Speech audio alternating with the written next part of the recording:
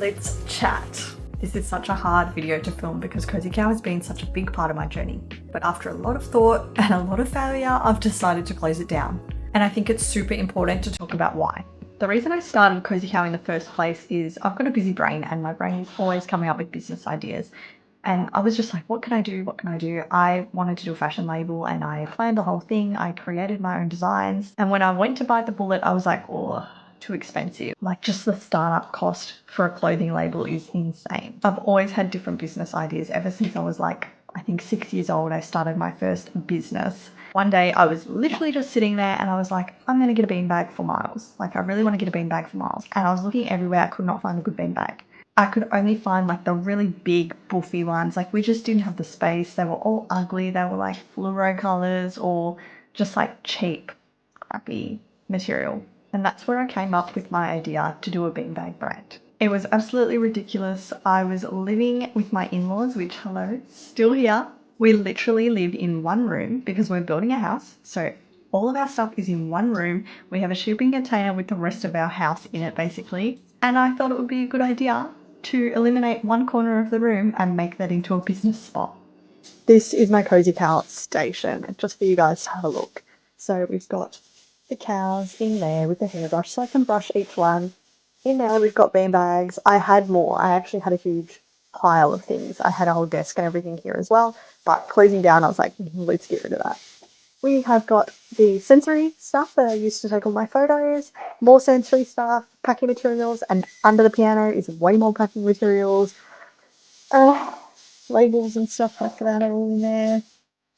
So this is hectic. And then we've got toys. Toy box right in front of the packing station now because I just don't use it. So literally already hard enough as it is. Plus I was planning my wedding, planning my honeymoon. As I mentioned before, building a house and battling a couple of chronic illnesses that I did not know I had at the time. The vision I had back then, and I feel like this is so important because every person that thinks of starting a business pretty much thinks the same way. You think it's just going to take off. You think that as soon as you show your product, it's like there's nothing else in the world like it and everyone's going to be raving about it. You think that your family and friends are going to be so supportive of you and buy all your stuff, but you can't rely on your family and friends. You literally need to put money behind your ads. And for a business that does not do well financially, you haven't got any money left to put into ads. Anyway, I thought it was going to be the next like Adair's Kids, honestly, over a beanbag, aiming high. What was some of the hardest things about running a business? I would probably say learning everything, like learning it all from scratch.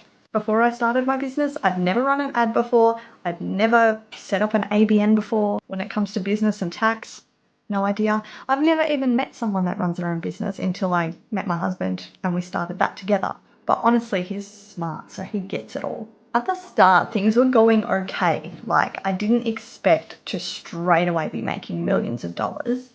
Although maybe I did because I ordered a lot of stock. But things were kind of just slow. Like I really had to push for a sale. Every post wasn't just generating a sale. I didn't know how to sell without being salesy. In fact, I didn't know how to sell at all. I was giving away beanbags for next to nothing. I was doing free giveaways. And when I realized it just wasn't exciting enough, I just wasn't getting enough momentum, I didn't think, oh, let's spend some money on ads. I instantly thought, we need to get more products. We need something new and exciting. We need to spread the word about Cozy Cow. And then I thought, okay, let's do socks with Cozy Cow on it. And the mums are going to go crazy for this. They'll get the beanbag for the kid, the socks for the mum, and it's got the logo on it. Great idea. So off I went and I ordered 500 pairs of socks. And that was my biggest mistake to this day. That was my biggest mistake. I literally bought them for $5 each because they were personalized and blah, blah, blah, and personalized packaging. $5 each. Tried to sell them for like $10 or something like that. Nah, why would you buy a $10 pair of Cozy Cow socks when you could buy a $10 pair of Country Road socks? Like even I get it. I get it. And so that didn't do anything. So then I bought more stuff and designed stuff and tried to make things that were so custom and so personal that they were like nothing else on the market. And now I have a whole bunch of these frame things that I can't even sell because they say Cozy Cow on them. So I literally need to keep Cozy Cow going to sell them, or I don't even know. What do I do with them? Burn them, honestly. Like I know that sounds so harsh, but what can you do with them? Like You can't donate 1,000 things to an op shop. The reality is there is so much pressure to make things work. Like, not only are you trying to run a business, you're trying to learn things, you're trying to worry about your stock and your inventory, but there's also that side to you that's thinking, what's everyone else thinking? People can tell that I'm not having sales. People can tell that I'm not doing well. People can tell that no one's really following me. And the pressure that you put on yourself takes the joy out of it. It's honestly not as exciting as it seems. And there are definitely struggles. Even if you are successful, there is struggles involved. What led me to the decision to close it? So obviously everything I've talked about was like step by step. Oh my God, this isn't working. Oh my God, it's getting harder. Oh my God, I'm not making money. Like, I bought a Shopify store, I put all this money into my domain and insurances and everything else, startup costs. And most of all, like $15,000 on products. And I just couldn't move it. But the final straw, I had a customer who messaged me, and I honestly thought it was a scam at first. Like, it's one of those Facebook messages for your business that you're like, you're a real person. Anyway, they messaged me and they were like requesting a refund because they purchased a beanbag and their kid was like 8 years old and didn't fit the beanbag. Now, I've got the measurements, I've got everything on the website, the capacity, all of it. And then the fact that I was already like 15K deep into this business, not making money, and somebody asked me for a refund, it just like sent me off in a spiral. I was literally like, nah, I'm closing it. Like, I'm done. I can't do it. That was literally that day, that moment, I said to my husband, I'm like, how's this? I'm done. I'm done with it. I'm not dealing with this. I'm closing it down. Now, that was maybe 4 months ago. So I've clung on, I've held tight, I've tried to have sales, and I've announced my closure, but I didn't give a date. Then I decided to turn things around. Well, I hoped. I was like, gosh, if I started off with what I know now, things would be so different.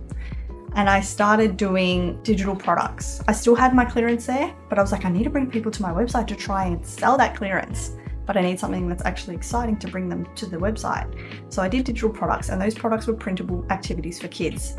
I spent so much time on them. Like, I spent hours creating sensory packs and sensory play ideas. Printable Play-Doh mats. They honestly didn't take too long. Anyway, I can't remember, but I've got a bunch of stuff on there. I've got curriculum packs that are all linked to the Australian curriculum for school activities that teachers can just print off. Literally $10, you buy it and you can use it throughout your whole school. Print it off a million times, do whatever you want with it. Like, nah, no one bought it. I'm not sitting here blaming customers saying like, you should just be buying my stuff, because no one wants it. No one wants this shit. Like, I'm not trying to be rude or anything. It's just literal shit. Like, no one wants it. It's too hard to compete with like the Kmarts of the world, and I'm sorry to Kmart because I even shopped there. I bloody worked for the same company, but they just get things at such a cheap price that they can offer their customers such a good price compared to small businesses. So it's literally just a hard market. Like, what do you do? I honestly deep down was scared to let go, because it's a big amount of money to let go of. And I know that sounds silly. Why don't you keep going? Why don't you sell the stuff? It is not that easy. Like, I can make an ad, I can sell another brand's things, no problem. But when it's your own, it's so different. Like, you just think about things differently, you create content differently. In hindsight, I should have got some UGC creators involved in my brand. So at the time, it did feel like I was failing, but now I don't see it that way. I see it as I was just evolving. I evolved into a UGC, which evolved into this whole GMK social, all the things that I'm doing. And I know I'm doing a lot, but it's honestly working. Like, whatever I'm doing right now, it is working. So I see that as an evolution. So your first business doesn't always succeed, but it doesn't mean you don't try again. Initially, when I first had to tell myself that this isn't working anymore, it hit me deep. Like, I was just so embarrassed. I just felt like an idiot for asking friends and family to support me, like an idiot for asking friends and family to like my things and share my things. I felt like an idiot basically begging for sales. And I think if I ever ran another product-based business, I would just not tell anyone it's me, because this is the harsh truth, and I don't mean to offend any friends or family because I've had some really supportive people, but the main thing that sticks to me is you can see your friends liking and commenting on influencer posts and celebrities, Kim Kardashian and all of that sort of stuff. They pay more attention to them than they do to their own family, who are really trying hard to succeed. Again, don't get me wrong, like, my mum shares nearly all of my UGC examples. But aside from that, product-based businesses and friends and family, they don't always go hand in hand. If your friends and family aren't your target audience, then you can't really expect them to be buying from you. Not that I expected them to, I don't know, but you're on your own basically. So if I do it again, I'll probably do it anonymously. What I would miss about Cozy Cow, it's hard to even think of what I would miss. Like, I just got to the point where I hated it. I would get an order come through and I wouldn't be excited. I'd sit there and look at the screen like, great, now I have to pack this. Like, I didn't even want to do that. I got to the point where I just hated it so much. It just caused me so much stress. I lost so much time of my life wasted on it. Like I said, it's an evolution. I've learnt a lot from it, but the resentment is so strong. Probably the highlight for me of Cozy Cow was when I first got my stock and I set it all up at my friend's place and we did photo shoot with the kids. That was the highlight. Like, she was so supportive and it was so much fun. The kids looked so cute. And the good thing is I'll have those photos to keep forever, like those memories of my first little business adventure and my son being a part of it and his best friend being a part of it and my best friend being a part of it. Like, special. That like was the one good thing that I really loved, doing the content and having those special memories as well captured. The thing I'm most proud of would be giving it a go. I had no idea what I was doing, never done any of this before, and I just decided to go out and give it a go. Yeah, lost a lot of money. I know 15k might not be much to everybody, but to me that's a lot of money. But I don't regret it. I don't regret taking it as a loss and just going, okay, well, that didn't work out. I will say that I only put in what I was willing to lose. That was the one smart thing I did. I didn't invest 100k into a business because I was not ready to lose that much. On a different note, the whole thing just like blows my mind when I started UGC, how easily I earned money. I had no outlay, I didn't have to do anything, I just created videos, which I was doing anyway and getting no income for. And I'm not saying everyone go out and be a UGC creator, I'm just explaining the difference for me in careers. Cozy Cow shaped me into this UGC creator, shaped me into this content creator that I am today. Obviously it's a whole lot of things, like it's my whole life path, and I started YouTube in 2008 when I was a kid, and I have got that background in content, but I never saw it as a career. I never saw it as making money through content. But the difference is just crazy to me. What I would say to somebody who is in business, living their dream and struggling with their business, you need to take the time and think and work out what to do next. So that's an obvious thing to say, but is it just worth closing it down? Or is it your true passion? Do you still feel the passion for it? For me, I didn't feel any passion. I had enough. I didn't like it. I actually hated it. And I really knew that I hated it. Like, there was no question. I didn't sit there and go, like, I really want to keep doing this. I hated it. I just wanted it done. I wish I never did it. Like, I freaking hated it. And if you feel that way, if you're hating what you're doing, end it now before it gets worse.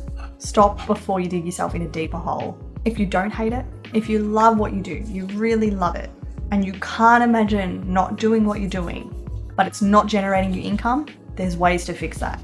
Invest in advertising. Or if you don't want to spend money, there is social strategies and things like that that you can put into place to grow.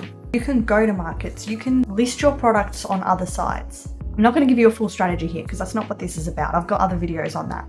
But if you love it and you see the potential, you just need to find your audience.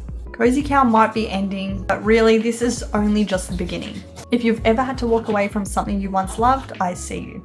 If you're closing down your business or you're thinking about it, I get it. This isn't a failure, it's a redirection, it's growth. And you need to let go to be able to move forward. So follow my socials if you want to see what I come out with next, because I've got a busy mind and it's full of ideas. And yes, I've closed Cozy Cow and I'm not sure if I'll ever do a product-based business again, but I also don't think I'd be able to help myself. Like, I think it's just gonna happen again one day.